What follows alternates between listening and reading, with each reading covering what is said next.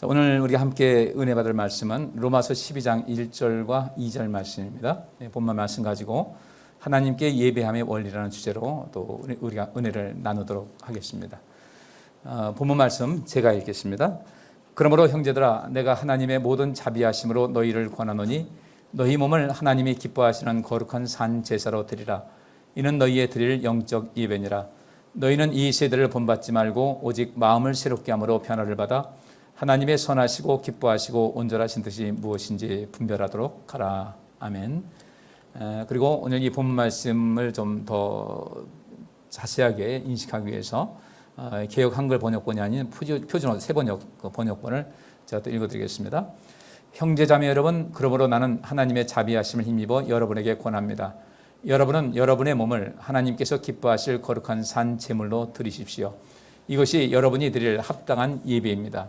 여러분은 이 시대의 풍조를 본받지 말고 마음을 새롭게 함으로 변화를 받아서 하나님의 선하시고 기뻐하시고 완전하신 뜻이 무엇인지를 분별하도록 하십시오. 아멘. 우리가 파란 글씨 보게 되면은 이제 각각 같은 성경 원문을 가지고 어떤 번역한 것이 약간은 다르게 돼 있어요. 근데 이 표준 세번역 이 번역본이 보다도 원문에 충실하게 번역이 되는데, 여기 개역 한글에서는 너희 몸을 하나님이 기뻐하시는 거룩한 산 제사로 드리라. 이는 너희의 드릴 영적 예배라고 했는데, 표준어 세번역에서는 그 차이를 한번 보세요. 여러분은 여러분의 몸을 하나님께서 기뻐하실 거룩한 산 제물로 드리십시오 그랬습니다. 여기서 위에서는 산 제사라고 얘기하고 있는데 여기서는 이게 산 제물로 되어 있어요. 근데 이 제물이란 말이 맞습니다. 원래 번역이 제사라고 한다면 우리가 어떤 제사의 행위를 보통 생각을 하는데 그것이 아니라 여기서는 제물이라는 그런 의미가 맞습니다. 제물 드리는 목적이 있죠. 그죠? 하나님께 속죄제를 드리던 속건제 드리던 감사제 드리던 화목제 드리던 그 제물을 드릴 때 그 이유가 있어요. 여러분께서 하나님께 헌금 드릴 때 11조도 드리고 감사헌금도 드리고 건축헌금 드리고 이렇게 하듯이 그 목적을 가지고 하나님께 제물 드리지 않습니까? 그러니까 우리도 하나님께 드리는 거룩한 산 제물, 이 말씀은 우리가 살아가는 모든 인생 자체가 어떤 목적을 이루는 제물과 같은 삶을 살아간다는 거예요. 속죄제의 그 제물, 속죄제 제물은 속죄를 위한 그런 제물이 된 것 같이 우리는 하나님께서 기뻐하실 거룩하다는 것은 구별된 겁니다. 분명히 이 세상과 차별화되고 구별된 산 제물로 드리라. 그러니까 우리의 삶은 어떤 하나님께서 기뻐하시는 어떤 목적을 위한 삶으로 계속해서 살아가라는 이야기입니다. 이것이 바로 산 제물로 드리라는 것이고, 이것이 여기선 너희의 드릴 영적 예배라고 그랬잖아요. 근데 우리 영적이라는 것이 많이 우리 사람들 쓰긴 쓰는데 성경에서는 영적이라는 단어가 그렇게 잘 나와 있지 않아요. 그리고 여기서 말하고 있는 이 영적이라는 것도 실상은 우리가 지금 이해하고 있는 영적인 것하고는 차이가 있습니다. 이건 본래의 뜻은 이것이 여러분이 드릴 합당한 예배입니다. 논리적이고 합리적이고 온전한 예배라는 겁니다. 그러니까 이 영적인 예배라는 이렇게 이것을 달리 해석하면 합당한 예배라고 할 수 있겠지만 본래의 의미는 합당한 예배다. 이게 논리적이다. 이게 합리적이다.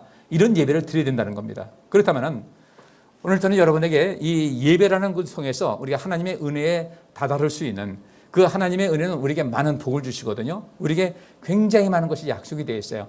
우리가 하나님을 섬긴다고 할 때 하나님께서는 우리에게 약속한 걸 주셨는데 가장 우선된 것이 뭐냐면 우리에게 복 주시겠다는 거예요. 그렇다고 해서 세상에서 말하는 대로 복 많이 받으세요라는 그런 것이 아니라 이 복이라는 것은 우리의 전 인격을, 전 생애를 모두 다 아우러 포함하고 있습니다. 건강도 포함하고 있고요. 경제적인 생활 속에서의 또 넉넉함도 포함되고 있고, 또 어떤 상황에 있어든 이 삶 속에서 기쁨을 잃지 않고 행복감을 절대로 놓치지 않는 그런 삶을 살아가는 것입니다. 우리 인생 살면서 늘상 좋은 일이 있지는 않아요. 아침에 출근할 때 몸이 피곤합니다. 그리고 하루 종일 일할 때 또 때로는 스트레스 받아요. 인간관계 속에서, 직장 속에서 여러 가지 문제를 당면하게 되는데 그 속에서 우리는 때로는 피로감을 느끼게 됩니다. 그래서 퇴근할 때는 여러 가지로 인해서 몸도 지쳐있고 마음도 지쳐있고 신경 쓰고 있다 보니까 피곤해서 집에 오지만은 이 집에 오게 되면 가정이라는 그 테두리 안에서 또 우리가 어떤 위로를 받게 되는 것이거든요. 이걸 보면 이 진정한 복이라는 것은 내가 내 집에 들어왔을 때 그 가족끼리 모였을 때 위로가 되고, 가족이 있을 때 몸도 편안하고 마음도 편안할 수 있는 모든 조건을 하나님께서 허락해 주신다는 것이죠. 우리 우리 전 인생 생애 속에서 어려움이 없는 건 아니에요. 많은 문제가 있어요. 내 의지와는 상관없이 세상에 펼쳐질 그런 때가 있습니다. 나는 이것이 아닌데 이렇게 돼버렸어요. 너무 고통스럽죠.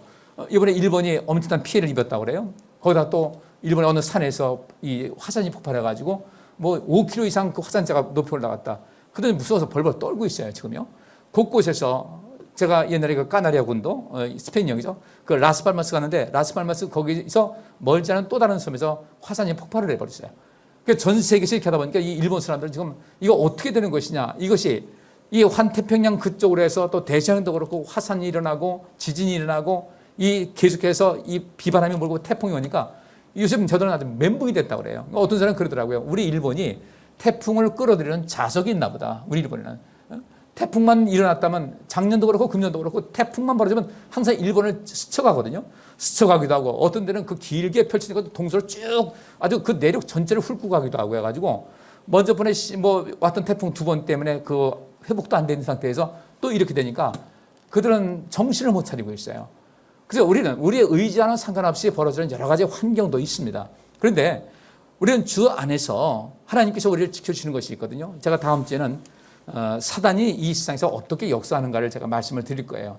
우리가 이것도 좀 살펴야 됩니다. 귀신이라고 하면 우리는 죽은 자의 영혼이 떠돌아다니는 것으로 생각해가지고 영화에서나 봤던 어떤 드라큘라, 좀비 이런 귀신만 생각하니까 귀신이 교묘한 방법으로 자신의 실체를 가리고 있어요. 귀신하면 무서워서 벌벌 떨고 있습니다. 귀신 나올까 봐 무서워. 밤에 무서워. 근데 실제로 성경에서 말하고 있는 그 귀신은 타락한 천사인 것이고 하나님 앞에서는 꼼짝도 못하는 그런 존재거든요. 주님께서 말씀하신 겁니다. 절대로 귀신에게 눌려있지 말아라. 아무것도 아니더라 이거예요. 하나님께서 우리를 지켜주시는 어떤 것이 있습니다. 힘이 있습니다. 그들은 우리를 감히 함부로 만지지 못해요. 하나님께서 우리의 방어선 쳐주기 때문에 우리를 함부로 우리를 다가서지 못하는데 그런 여러 가지가 있습니다. 그러니까 하나님께서는 우리에게 1차적으로 우리에게 복 주실 것을 약속해 주셨어요. 너는 내 자녀라는 거죠. 우리가 시체 지나갑니다. 어떤 때는 너는 내 아들이라. 물로 건널지라도 물이 너를 침몰치 못할 것이며 불 가운데로 지날지라도 불이 너를 사르지 못할 것이다. 알고는 있는데 그래서 실제로 내가 체험을 하지 못한 거예요. 그걸 체험할 수 있어야 되거든요. 내가 예수 안에 있으면 우리 하나님 안에 있으면 나는 복된 인생을 살 수 있다는 이런 자신감이 우리 속에 형성되어 있으면 우리의 믿음이 더욱더 새로워지는 거예요. 그런데 이렇게 하나님께로부터 복을 받을 수 있는 그런 모든 조건이 어디에 있는가 봤더니 예배 속에 담겨 있다는 겁니다. 이 예배가 우리에게 굉장히 중요한 거예요. 예배 속에 우리 하나님의 모든 것을 체험할 수 있는 그런 기회가 오는 것인데 그러고 보니까 우리는 인생 모든 순간순간이 우리에게는 절망이 아니라 기회의 순간이라는 겁니다. 왜? 하나님께서 우리와 함께하지 않는다면 우리는 기회가 될 수 없어요. 삶이 지치고 피곤할 수밖에 없어요. 세상이 왜 이렇게 피곤한지. 근데 서로 다른 생각을 갖고 있는 가운데서 성숙하지 못한 사람들이 자꾸 누군가를 괴롭히기 때문에 힘들게 하기 때문에 힘든 것인데 우리는 그것을 방어할 수 있는 그런 힘이 있어야 되는 거예요.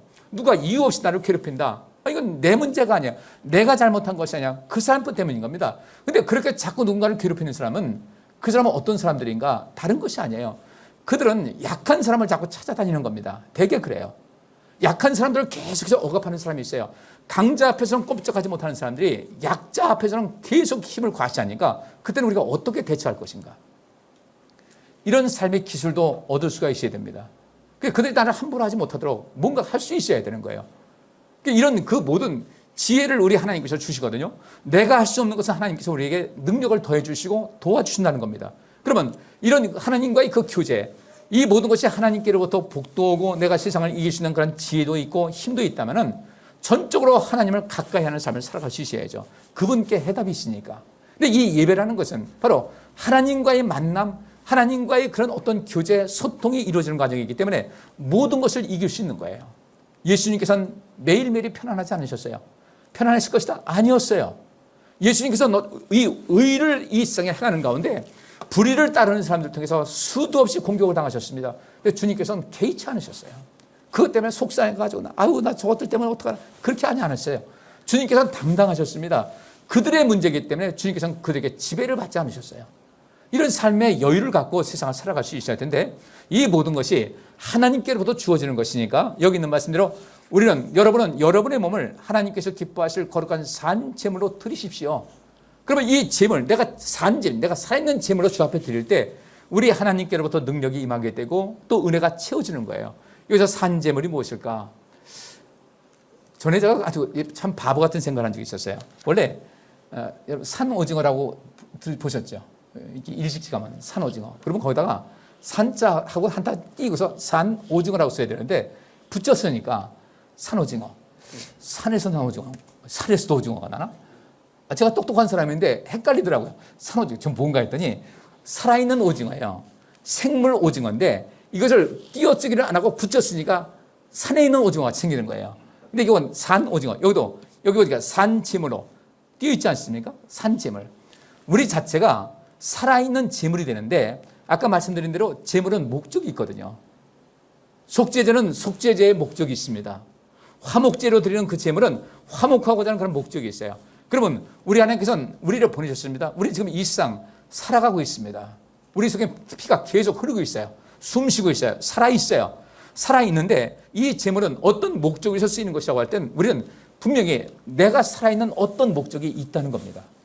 하나님께서 나를 이 땅에 보내신 것도 뜻이 있는 것이고 내가 지금 살아있다. 살아있기 때문에 살아있는 나는 삶에 분명한 목적이 있다는 사실을 우리는 절대 잊지 마셔야 돼요.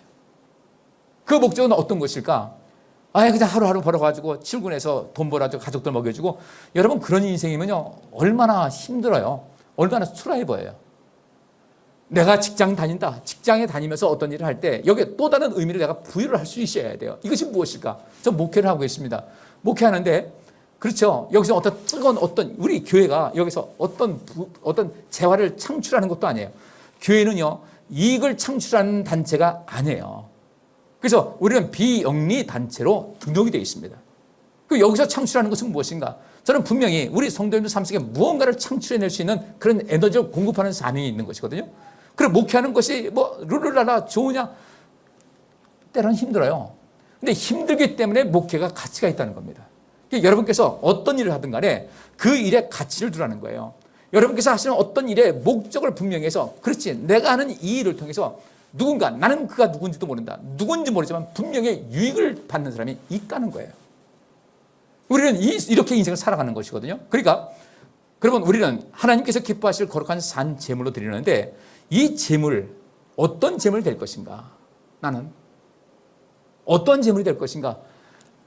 여러분들 이 구약 성경에 보면 그런 말씀이 있죠. 하나님께 이 제사 드릴 때 제물 드리지 않습니까? 거기 제물 드릴 때 흠 있는 거 돼야 안 돼요? 안 돼요. 흠도 없는 것이 돼요. 완전한 것이 돼요. 말라기서에 보면 이런 말씀이 있습니다. 너희가 나한테 제물을 바치면서 나는 분명히 너희가 나를 존중히 여긴다면 절대로 흠 있는 거 내게 드리지 말라는 거예요. 그건 예의가 아니라는 거예요. 그죠? 지난번에 명절 때 어떤 글이 올라왔더라고요. 인터넷상에. 아버지가 경비를 하시는데 아버지도 이게 어디 대기업에서 다니시다가 이제 정년 퇴직해가지고 갔는데 어떤 분이 명절 선물이라고 그 주민이 주라는 겁니다. 박스에 넣으시니까 그게 좀 무거우니까 그 딸한테 이거 좀 와서 가지고 와라. 사가지고 와서 갖고 왔는데 그 딸이 딱 꺼내보니까요. 유통기간이 1년이 넘었더라는 거예요. 거기다 물이 떨어져가지고 물 그 흔적이 남은 거 있고 그 다음에 거기도 곰팡이 나고 아주 형편없는 거죠. 그러니까 그 사람은 그걸 봤을 텐데 그냥 저도요 택배 오면서 지금은 택배 다 문 앞에 두고 가지만 택배 오신 분이 있으면 저는 절대 돌려보지 않았어요. 꼭 음료수라도 제가 줘서 보내는데 미리 살펴요. 혹시라도 내가 이거 놔둔지 깜빡 잊어가지고 유효기간 지난 것이 아닐까 살펴야지. 그 유효기간 지난 거지만요 목사로서 욕 먹습니다. 그러니까 혹시나 실수로 그럴 수 있다는데 이건 그것도 아닌 거예요. 그래서 이게 마땅히 쓰레기 처리를 해야 될 것을 아주 그것도 큰 박스에 줘가지고 주더라 이거죠. 그 딸이 굉장히 분개했더라고요. 인간관계도 그런데 하나님께 예물 드리는데 제물 드리는데 흠인 거 안 되죠. 근데 말라기 선지자를 통해서 하나님께서 말씀하십니다. 너희는 나를 존중한다고 하면서 나한테 드리는 제물의 모습을 한번 바라는 거예요. 어떤 사람은 눈 먼 것 같고 발 저는 것 같고 상품 가치가 없는 것을 하나님께 드리고 좋은 것은 자기 경제적인 이득을 챙기기 위해서 자기가 끌어안고 있는 거예요. 너희가 이렇게 하면서 나를 존중한다고 말할 수가 있느냐? 이 주님께서 이걸 책망하는 거예요. 그랬더니 우리가 언제 주님을 소홀히 대했습니까? 우리 주님 함부로 대한 적 없습니다. 그런 적 없습니다. 너 보라 이거예요. 그럼 우리도 너희를 하나님께서 너희 몸을 여러분의 몸을 하나님께서 기뻐하실 거룩한 산 제물을 드린다면, 적어도 우리가 이 세상을 살리고 하나님께서 기뻐하실 어떤 제물로 쓰인다면 우리 자신을 정말 여기 이 살아있다는 것 자체는 그냥 단순하게 살아있는 것이 아니에요. 말라기서 이어서 나온 대로 그 손은 살아있어요. 그 제물에 든 짐승도 살아있는데 흠이 있더라는 겁니다. 그러면 우리가 살아있는 그 제물로 이걸로 끝나지 말고, 어떻게 하면 내가 하나님께서 이 세상에 유익을 주고 이 세상에 유익을 주는 그런 온전한 제물이 될 수 있도록 내가 얼마나 수고했는지를 살필 수 있어야 되는 거예요. 어디 가든 최고의 사람이 되셔야 됩니다. 여러분 직장 다니십니까? 직장에서도 최고의 사람이 되세요. 최고의 사람이 되게 되면 여러분께서 일하는 그것을 통해서 누군가 생명을 얻고 누군가의 삶에 유익을 줄 수 있는 거예요. 단순하게 내가 내 노동력과 내 어떤 서비스를 제공함을 통해서 내가 어떤 그 대가를 받는다, 반대급부로서 월급을 받는다, 이거 생각하지 말고 그 이상을 통해서 뭔가 베풀 수 있는 그런 산재물, 이 세상에 그 재물의 목적이 있다고 했으니까 이 세상의 선한 목적을 이룰 수 있는 그런 모습으로 여러분께서 끊임없이 만들어 가셔야 되는 거예요. 그것이 하나님 믿는 백성들이 해야 될 마땅한 도리인 겁니다. 그건 저는 저대로 끊임없이 연구합니다. 공부합니다. 안 할 수가 없는 거예요. 왜냐하면 우리 성도들에게 좋은 꼴을 먹이기 위해서 저는 그거 해야 돼요. 그거 하는 것에 뭐 수고하는 것에 상해 있는 것도 아니에요. 그건 제 사명이에요. 우리 인생 삶에서 한번 그렇게 해보시자고요. 얼마 전에 인천에 있는 어느 중고 차 매매하는 어떤 사람이 있어요. 털보라고 하는 그 유튜브에 나온다고 그러더라고요. 이 사람이 그 엉터리 사기쳐가지고 중고차 매매하면서 사기쳐가지고 자기 이익 챙기고 상대방 사기쳤으니까 상대방에 해를 주잖아요. 이 사람은 어떤 생각이냐면 중고차 시장이 활성화돼서 자기도 중고차 그 딜러인데 나도 잘 되고 중고차 시장이 우리나라가 활기있게 하기 위해서는 이런 이 짝퉁들과 사기꾼들을 물리쳐야 된다 해가지고 그분이 이런 것은 절대로 말려 들어가지 마시기 바랍니다. 그래서 이런 것을 이런 딜러는 가짜입니다. 이런 딜러는 사기, 이걸 많이 냈어요. 근데 이 사람이 어떻게다가 폭행당해가지고 뇌를 다쳐서 수술을 했다고 그러더라고요. 의식이 불명하다. 사람들 첫째로 이 사람이 선한 일을 하다 보니까 누군가 이것을 반대하고 못마땅한 사람들이 보복태를 한 것이다. 근데 보복태는 아니라고 하더라고요. 그래요. 그 사람은 왜 그렇게 하겠어요? 사람들에게 협박 안 들어오겠어요? 근데 왜 그렇게 할까? 그래요. 이 세상 다 잘못된 것 같지만 이 세상엔 의로운 사람이 훨씬 많습니다. 무엇을 통해서 할 수 있는가? 세상 역사를 보세요. 불의가 일시적으로 득세할 수 있어도요, 오래 가진 못했어요. 물론 하나님께서 뜻하시는 바가 있지만 저는 그걸 보면서 그래, 그 이유는 무엇인가? 이 세상에는 악한 사람들보다는 선한 사람들이 훨씬 더 많다는 거예요. 훨씬 더 선한 사람이 많기 때문에 악은 언제나 지나면 끝나는 거예요. 그건 승리할 수가 없어요. 의가 이기는 겁니다. 여러분, 우리가 의로운 삶을 살아가야 되죠. 의로운 인생. 그래서 여기 밑에 있어요. 여러분은 이 시대의 풍조를 본받지 말고 마음을 새롭게 함으로 변화를 받아서 하나님의 선하시고 기뻐하시고 완전한 뜻이 무엇인지를 분별하도록 하십시오. 이것이 바로 뭐예요? 우리가 하나님께서 기뻐하시는 거룩한 산 제물이 되는 방식이 바로 이런 거예요. 이 시대의 풍조 본받지 말아야 돼요. 마음을 새롭게 하면서 변화를 받아야 됩니다. 이게 전부 다 예배 행위라는 거예요. 그것이 뭐 거룩한 산 제물로 드리는 이것이 하나님께 드릴 합당한 예배라고 했으니까 우리가 어떻게 하면 이 세상을 온전하게 살아갈 것인가? 이 세상의 풍조를 본받지 말고요. 이 세상에 지금 현재 탈진리화 시대에 살고 있어요. 진리는요, 내다 버린 시대예요. 자기가 좋고 안 좋고만 따라가지 옳고 그러면 다 내팽개친 시대가 돼버렸습니다. 여러분 그렇지 않아요? 지금 그래요. 이 세상에서 우리 그렇게 살지 말자는 거죠. 좋고 안 좋고, 그래요. 우리가 좋은 거 선택할 수 있어요. 근데 내가 봤을 때 좋은 것이 이것이 의로운 것이냐, 옳은 것이냐, 그런 것이냐, 의로우냐 불의한 것이냐 봤을 때 불의하다 싶을 때는요, 그 좋아 보여도 선택하지 말라는 거예요. 여러분 그렇지 않습니까? 시장 갔어요. 근데 굉장히 싸요. 야, 이게 이렇게 싸지? 딱 봤더니 뒤집어 봤더니 썩었어. 사겠어요? 안 되는 거잖아요. 그러니까 좋고 안 좋고 보다 우리의 판단이 옳고 그름의 모든 것을 분별할 수 있어야 된다.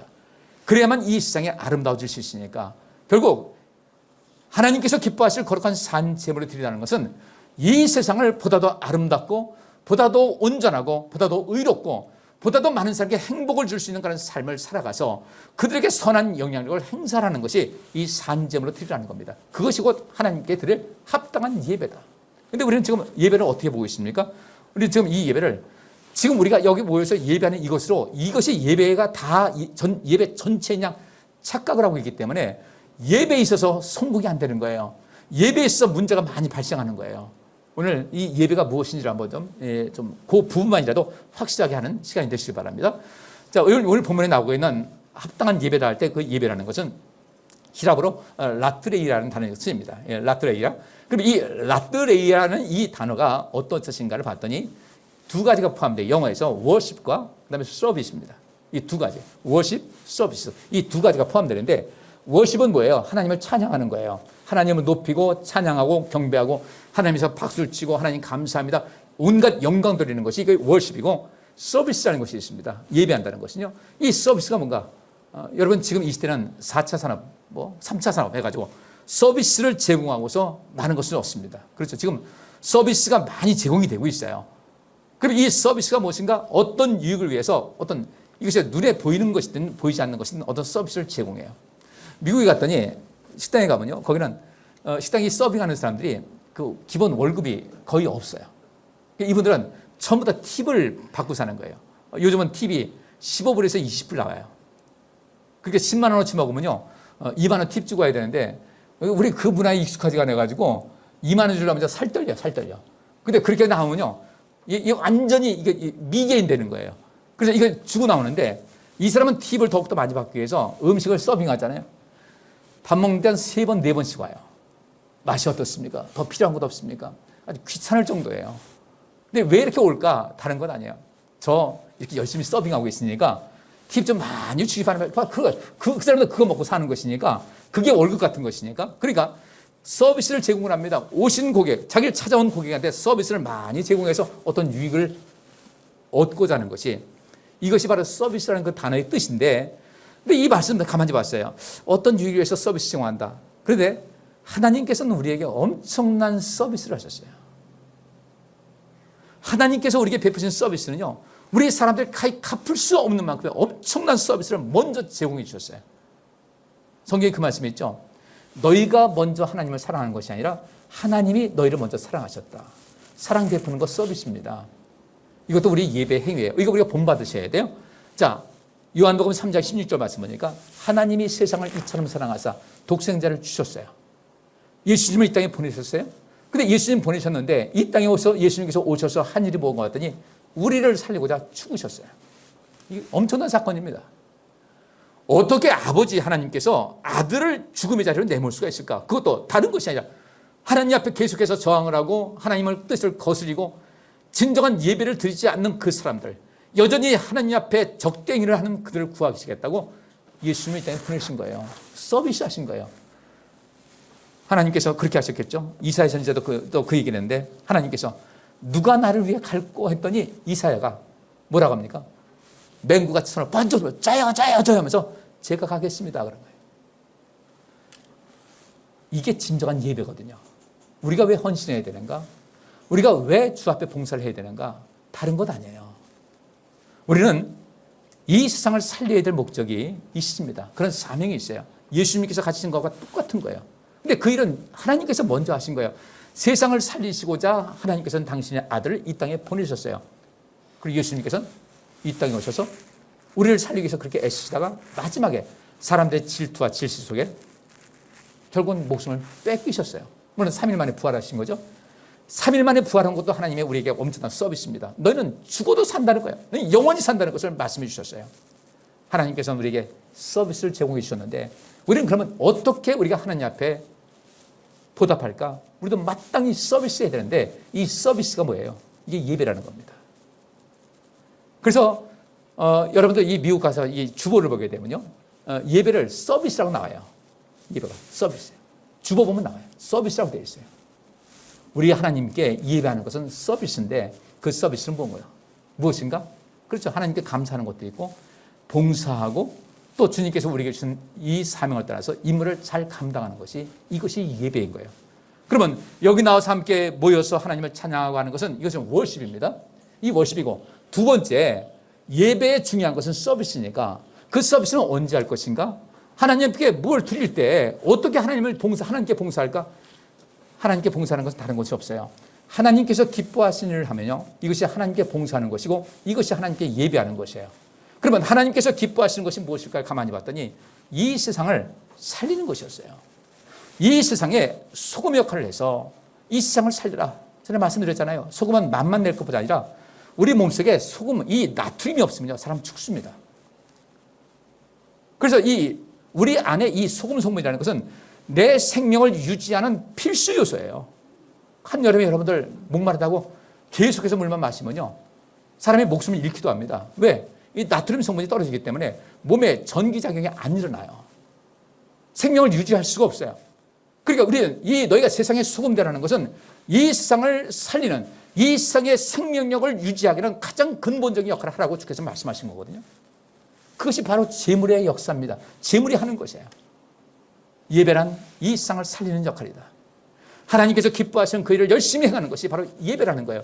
여기 모여서 함께 찬양하고 말씀 듣고 헌금 드리고 기도하는 이것만 예배가 아니라 이 속에서 우리가 하나님의 뜻을 깨닫고 이제부터는 세상에 나가서 세상을 향하여 생명을 주게 하는 서비스를 해야 되는데, 그러면 세상에서 서비스를 행하는 사람들은 거기서 돈을 받지 않습니까? 뭔가 그 반대급부를 받잖아요.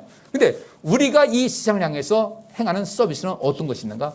하나님께서 이 세상의 개념이 아닌 그보다 훨씬 더 초월적인 그 복과 은혜를 우리에게 베풀어 주신다는 거예요.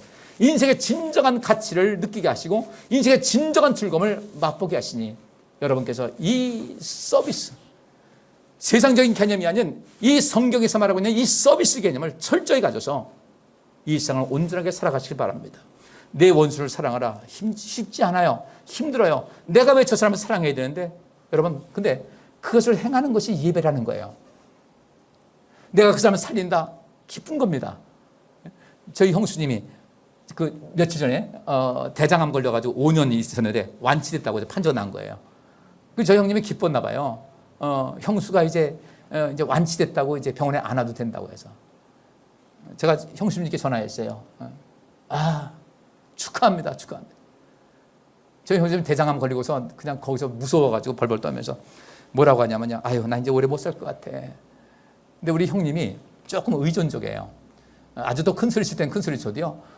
그래도 평상시에는 또 그냥 형수님한테 꼴짝 못해요. 우리 형님은 그냥 직진파예요. 직진. 무조건 직진하면 우리 형님이 좌회전, 우회전, 인생 그렇게 살아가셔요. 그러니까 우리 형수님 없으면 우리 형님이 조금 힘이 많이 빠질 것 같아요. 제가 우리 형수님한테 그랬어요. 형수님, 이제는 그러더라고요. 그 암 걸리고서 한 1년 지났는데, 내가 살아있는 동안 열심히 돈 벌어가지고 내가 우리 이 양반한테 1억을 만들어가지고 주겠다는 거예요. 1억을 만들고 내가 그때 죽겠다고.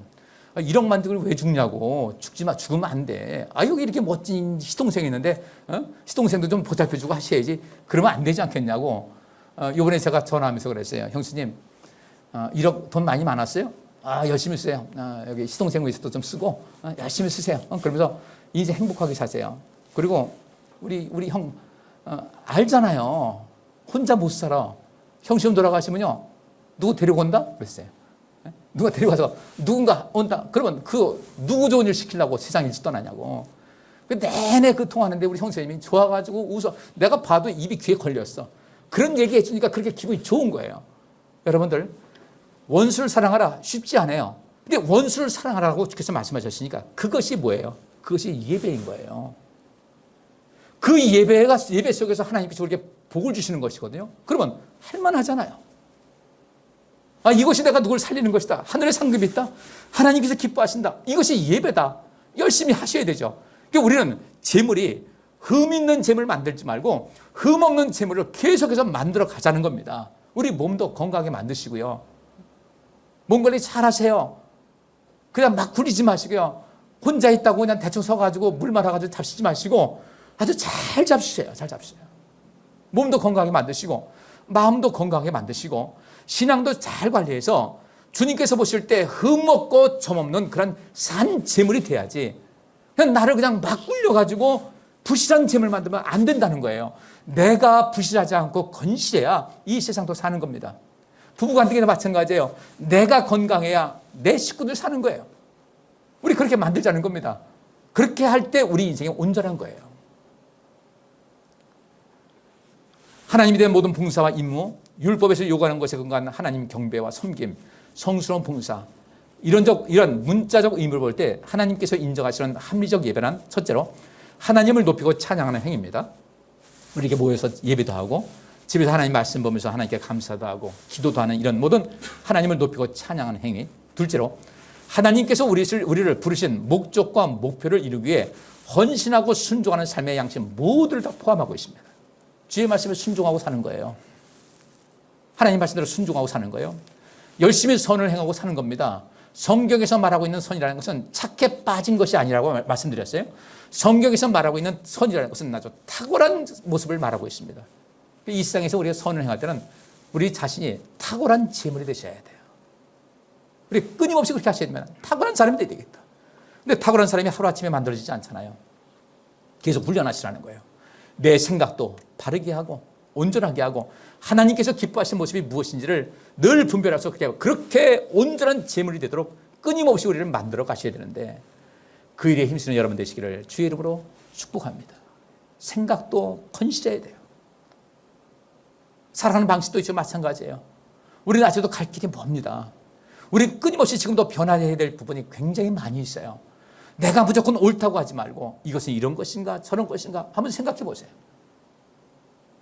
지난번에 누가 밤을 좀 갖다 주시길래 깔라고 했더니 그 밤은 찐 밤이나 구운 밤보다 알밤이 몸에 참 좋다는 거예요. 생밤이. 거기는 뭐 칼슘도 많아서 여성들 콜다운증에도 굉장히 좋고 항산화 작용도 하고 이게 보니까 굉장히 그래서 제가 그 생각했어요. 이 세상에 몸에 좋다고 하는 것을 다 찾아보니까 몸에 좋은 것은요 참 흔하더라고요. 하나님이 선하신 분이어서 혹시라도 가난한 사람들 고생할까 봐 못 먹을까 봐 이 세상에서 몸에 좋은 건 전부 다 흔해 빠진 것이 몸에 좋은 거예요. 우리 가을 돼서 이제 밤도 되니까 좀 사놨다가 어떻게 보관하는지 전 잘 몰라요. 유튜브 보면 나와요. 그래서 제가 그랬어요. 이 밤을 어떻게 깔까 봤더니 그것도 연구하는 사람들이 많아요. 어떻게 하면 밤이 껍질이 잘 껍질진다고. 그래서 열심히 또 해가지고 알밤 먹으니까 그래 그렇게 해서 건강 유지해야지. 유지하시라고요. 약한 모습 되지 말고 어떻게 하면 내가 강해질까? 몸도 강해질까? 마음도 강해질까? 이 신앙도 강해질까? 관심 가지면서 그 힘을 가지고 세상에 와서 봉사하는 거예요. 서비스하는 거예요. 주님께서 하시고자 하는 그런 모든 일을 대신해서 하는 겁니다. 하나님께서 이 세상을 살리고자 하는 그 일을 예수님께서 내가 하겠습니다라고 이 땅에 오셔서 그 일을 하신 거예요. 예수님은 진정한 예배자였어요. 이 땅에 오셔서 하나님께 원망 안 했어요. 하나님께 늘 감사하시고 하나님께 늘 영광 돌리시면서 주님께서 생명 살리는 일에 관심 있는 것을 아시고 하나님께서 생명 살리는 일에 관심 있는 것을 아시고 예수님께서는 그 생명을 살리기 위해서 그토록 애쓰신 거예요. 그게 진정한 예배였어요. 우리도 그래 진정한 예배자가 되자는 겁니다. 여기 와서 예배하는 것은 끝나지 말고 이제는 여기 모이는 것도 굉장히 중요합니다. 그래서 두 가지가 제가 말씀드리는데 예배하는 사람은 하나님에 대한 순종과 제물이 준비되어야 한다. 자, 사무엘상 15장 20절부터 23절입니다. 사울이 사무엘에게 이르되 나는 실로 여호와의 목소리를 청종하여 여호와께서 보내신 길로 가서 아말렉 왕 아각을 끌어왔고 아말렉 사람을 진멸하였으나 다만 백성이 그 마땅히 멸할 것 중에서 가장 좋은 곳으로 길갈에서 당신의 하나님 여호와께 제사하려고 양과 소를 취하였나이다. 사무엘이 가로되 여호와께서 번제와 다른 제사를 그 목소리 순종하는 것을 좋아하신 같이 좋아하시겠나이까? 순종이 제사보다 낫고 듣는 것이 수양의 기름보다 나으니 이는 거역하는 것은 사술의 죄와 같고 완고한 것은 사신 우상에게 절하는 죄와 같음이라. 왕이 여호와의 말씀을 버렸으므로 여호와께서도 왕을 버려 왕이 되지 못하게 하셨나이다. 잘 하신 내용이죠. 여기대로 순종이 제사보다 낫다 그랬는데 여기 나오는 여기 여호와께서 번제와 다른 제사할 때 이 다른 제사도 제사가 아니라 제물입니다. 원래 뜻이 그래요. 그다음에 순종이 제사보다 낫다는데 이 제사도 제사가 아니라 제물로 번역이 되셔야 되는 거예요. 여러분 잘 아시다시피 이 아말렉 사람들이 이스라엘 백성들을 보통 괴롭힌 것이 아닙니다. 이들이 이 이스라엘 백성들을 신앙적으로 타락하게 만들고 이 악을 행하게 하니까 하나님께서 안 되겠다. 이들을 아주 싹을 잘라야 되겠다 싶어서 하나님께서 사울에게 말씀하십니다. 내가 너에게 도움을 줄 테니까 힘을 줄 테니까 아말렉 사람들을 완전히 진멸시켜라. 그리고 거기에 있는 많은 짐승들인데 그 짐승도 아끼지 말고 다 죽이라고 그랬어요. 혹시라도 적을 쳐가지고 거기서 얻은 거 가지고 그것도 잔치 벌일까 죽여서 그걸 금하신 겁니다. 그런데 이 사울이 그렇게 하지 않았어요. 사람들은 죽였는데 왕은 사로잡았습니다. 왜 그랬겠어요? 잘난 척 하려고 했겠죠. 내가 이렇게 난 이런 사람이야. 그리고 또 그 짐승들을 다 죽이려고 했는데 그 중에서 보니까 아깝거든요. 그래서 거기서 아주 실한 거, 아주 맛있게 생긴 거, 이런 것을 따로 모아가지고 끌고 온 거예요. 사무엘이 왔습니다. 사울이 오는데 갑자기 듣지 못했던 이 짐승 울음소리가 나는 거예요. 이게 무슨 소리입니까? 했더니 사울이 여기에서 이렇게 변명하는 거예요. 사울이 사무엘에게 이르되 나는 실로 여호와의 목소리를 청종하여 여호와께서 보내신 길로 가서 아말렉 왕을 이끌어왔고 아말렉 사람은 진멸하였으나 여기 함정이 있어요. 하나님께서는요, 왕도 사람도 다 죽이라고 그랬어요. 이게 악이니까. 근데 뭐라고 합니까? 나는 실로 여호와의 목소리를 청종했다는 겁니다. 왕은 살려놓고서도 하나님 뜻을 거역했으면서도 뭐라고 하냐면 나는 진짜로 말씀하신 그대로 여호와의 목소리를 청종했습니다. 근데 아말렉 사람을 진멸했지만 왕은 끌고 왔습니다. 말씀 들은 거 아니잖아요. 근데 하나님 말씀에 순종했다고 생각해요. 이 정도면 괜찮겠지. 여러분, 우리 신앙생활에 오류에 빠질 수 있는 그런 것이 뭔지 아십니까? 이 정도면 되겠지라는 거예요. 이 정도면 되겠지. 제가 여러분에게 이 2년 동안 코로나 시기를 지났으면은 이제는 코로나의 정체를 알았어요. 어떻게 하면 내가 나를 지킬 수 있는 것을 알았어요. 그래서 제가 여러분에게 이제는 다시 예배를 회복하자. 모이는 것 회복하자라고 말씀을 드려도 이게 전달이 잘 안 되는 것 같아요. 그래서 생각해요. 나도 목회전 전문가인데 보통 그렇지 않습니까? 병 걸렸어요. 좀 중병 걸렸어요. 그러면 누구 잘 만나야 돼요? 의사 잘 만나야 되고 또 누구 말 잘 들어야 돼요? 의사 말 잘 들어야 돼요. 여러분, 의사가 몸이 좀 이렇게 간단한 감기 같으면 약을 먹다 한 번도 하지만 조금 심각하다고 했더니 여러분들 약을 놓쳐요, 안 놓쳐요? 그러니까 우리 요새 연세 드신 분들 가면요, 전부 다 뭐가 있냐면 이런 박스가 돼 있어요, 이렇게. 이런 박스가 있어가지고 월, 화, 수, 목, 금, 아침, 점심, 저녁 해가지고 약 담는 통에 있어요. 그래서 그렇잖아요. 우리 이따 보면 아침 약을 먹었는지 안 먹었는지 헷갈릴 때 있잖아요. 그리고 서로 묻습니다. 나 약 먹었어, 안 먹었어? 아니, 자기가 모르는데 내가 어떻게 알겠어요? 그러니까 거기다 놓고서 보면은 아침 약을 먹었다, 안 먹었다 알 수 있잖아요. 근데 놀라운 사실은 그게 우리 집에도 있어. 제게도 있어요. 그래가지고 저도 자꾸 잊어버리니까. 그래가지고 그걸 먹고서 거기 맞춰서 약을 먹는데 정말 사람들은요, 자기가 이거 꼭 이 몸을 낫기 위해서 꼭 먹어야 된다는 이런 마음들은요, 그래 절대로 놓치지 않고 꼬박꼬박 먹습니다. 그래요, 안 그래요? 안 놓치죠? 근데 왜 목사 말은 안 듣다 모르겠어.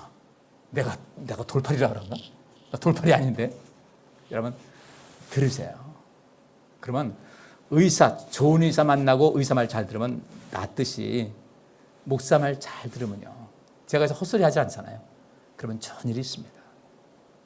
모이는 예배 회복하세요. 그리고 이 생활 속에서 예배 이제 실천하시기 바랍니다. 열심히 하셔야 돼요. 열심히요. 제가 아침에도 그 얘기를 했어요. 교회 청소하지 않습니까? 그러면 제가 늘 교회 드나거리니까 어떤 날 일찌감치 하고 가신 분 계세요. 금요일 날 오전에 나보면 벌써 싹 청소하신 분들이 있어요. 또 토요일 날 가면 또 청소하신 분이 있어요. 저는 여러분에게 이렇게 말씀드리고 싶습니다. 교회 청소하는 거 있잖아요. 이것도 예배예요. 우리 다른 분들, 내가 당번이 돼서 내가 청소를 한다고 할 때 이것을, 그래서 내가 수고를 함을 통해서 다음에 예배 오시는 분들이 여기서 아주 쾌적한 환경 속에서 예배를 드리시게 하는 것은 그들은 한지 안 한지 모르겠지만은 그렇게 할 때 이것은 하나님께서 기뻐하시는 일이거든요. 이것도 예배라는 거예요. 여러분 몸 관리 잘하는 것도 이것도 예배예요. 왜? 하나님께서 기뻐하시는 거룩한 산 제물로 만들어 가시니까 이것도 예배예요. 이 땅에 살면서 누군가에게 선한 일 행하는 거 예배입니다. 하나님을 찬양하고 하는 것만 예배가 아니라 그것도 해야 되지만 다음에 이 생활 속에서 예배를 꼭 해야 되는 거예요. 근데 이 사울이 하나님 말씀을 들은 것 같이 하는 거예요. 이 정도면 되지. 이 정도면 되지. 아니에요. 그 정도가 아니에요. 완벽하게 주께서 원하시는 거예요. 실로 여호와의 목소리를 청종했다. 근데 왕은 왜 살렸냐 이거죠. 그러니까 이 사무엘이 화가 나는 거예요. 막 책망을 합니다. 또 이렇게 얘기합니다. 다만 백성이 그 마땅히 멸할 것 중에서 마땅히 멸할 것이면 마땅히 다 멸해야 되는 거예요. 마땅히 멸해야 될 것이지만은 그 중에 가장 좋은 것으로 길갈에서 당신이 하나님 여호와께 제사를 하나님께 제물로 드리려고 양과 소를 취했습니다. 그러니까 사무엘이 말하는 거죠. 하나님께서는 이 짐승도 다 죽이라고 하지 않았습니까? 다 죽이라고 먼저 명령 내렸으면은 이 명령을 따라야지. 이 명령 지키지 않고 그랬지만은 아마 이것을 제물로 드리면 하나님께서 기뻐하실 것이다. 이래가지고 이걸 남겨놓은 거예요. 실상은요, 누가 먹으려고 남겨놨겠어요? 속보이는 거예요, 여러분들. 이런 부분에서 굉장히 하나님께서 분노를 하는 거죠. 또 이 사울은 이번 한 번이 아니에요. 반복적으로 하나님께 불순종을 합니다. 예배는요, 제물과 순종이 꼭 있어야 됩니다. 두 가지가 꼭 있어야 되는데, 근데 1차적인 것은 순종이에요. 그 다음에 제물이에요.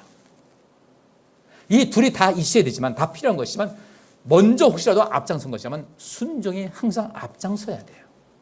그래서 사무엘이 하는 얘기입니다. 여호와께서 번제와 다른 제사를, 당신이 하나님께 번제를 드리고 다른 제물을 드리는 것을 하나님의 목소리 순종하는 것보다 좋아할 것 같습니까? 이 얘기예요. 하나님은 당신이 하나님께 어떤 제물 드린다. 제물 드렸는데 그리고 순종 안 했어. 아이고 제물 드렸으니까 뭐 그럴 수도 있지. 이거 아니라는 거예요.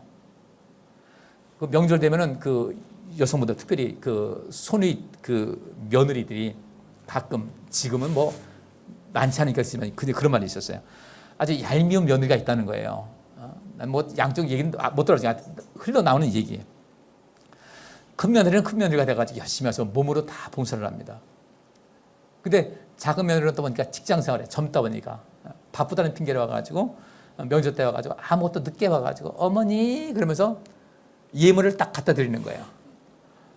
그러면 딱 갖다 드리면 그 예물이 또 해가지고 왔구나. 아이고 너 바쁘지. 아이고 바쁜데 이게 어떻게 왔니?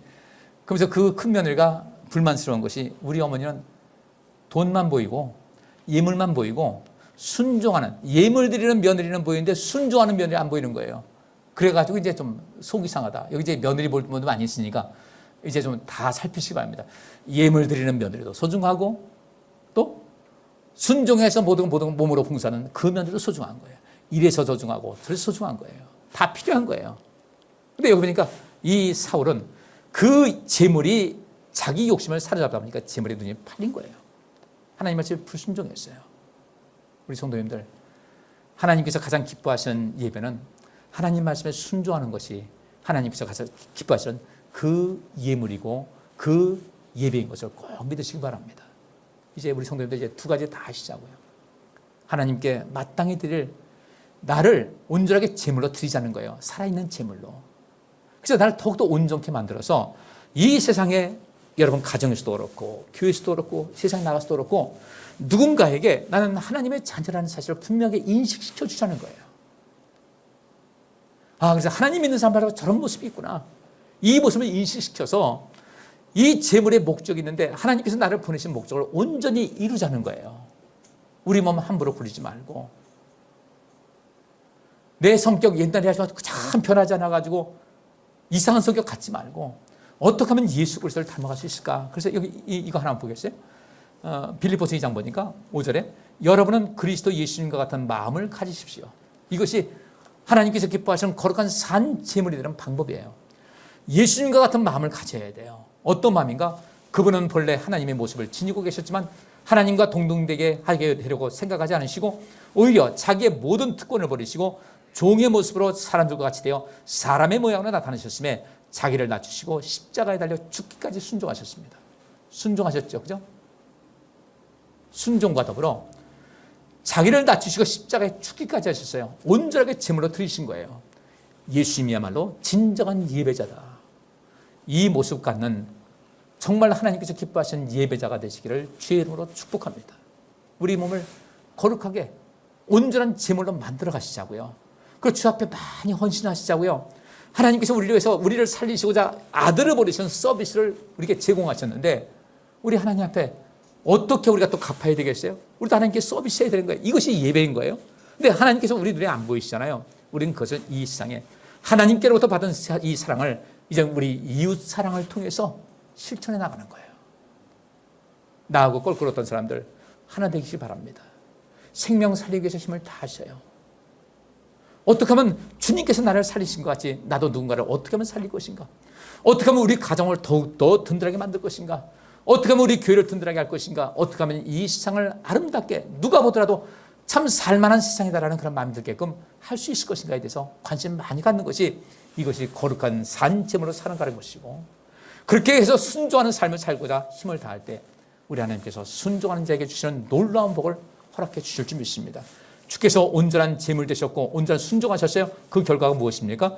그러므로 하나님은 그분을 최고로 높여 모든 이름 위에 뛰어난 이름을 주셔서 하늘과 땅 아래 있는 자들이 모두 예수님의 이름에 무릎을 꿇게 하시고 모든 사람이 예수 그리스도를 주님이라고 고백하여 하나님 아버지께 영광을 돌리게 하셨습니다. 하나님께서 우리의 삶에 큰 복 주신 것을 믿으셔서 이젠 온전한 예배자 되시고 여러분들 정말로 온전한 제물로 끊임없이 만들어 가시고 그 제물의 목적을 이루시고 그리고 하나님께 봉사하고 순종함을 통하여 여러분 인생이 여러분과 관계된 모든 사람들이 여러분을 통해서 큰 복 받는 역사가 있길 주의 이름으로 축복합니다. 기도합니다. 하나님, 저희들 하나님께 온전하게 드리는 온전한 산 제물 되기를 원합니다. 하나님께 순종하는 삶을 살아갈 수 있기 원합니다. 이제부터 우리의 삶이 그렇게 주께서 원하신 모습으로 한 걸음 한 걸음 다가서서 하나님께서 약속하신 그 풍성한 은혜와 복을 누리고 정말로 모든 사람에게 높임받고 하나님께 칭찬받는 존귀한 삶을 살게 하여 주옵소서. 예수 그리스도 이름으로 기도하옵나이다. 아멘. 주께서 여기 모인 모든 성도들과 그의 가정과 그와 관련된 모든 일에 복을 주시고 지켜주시며 따뜻하게 대해주시고 은혜를 베푸시며 사랑스러운 눈으로 바라보시어 모두에게 평안을 주시기를 원하노라. 아멘.